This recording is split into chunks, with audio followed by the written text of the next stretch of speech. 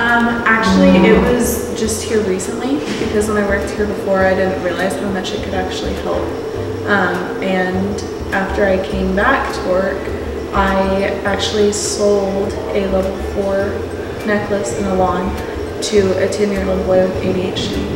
And that kind of helped me realize, well, maybe this can help my son with ADHD. I put it on him about 2 weeks ago, and it was a Wednesday when I put it on him.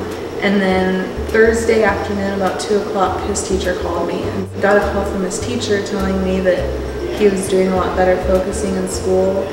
He wasn't distracting other classmates and climbing under his table. So he's just been improving a lot in school since wearing the bracelet.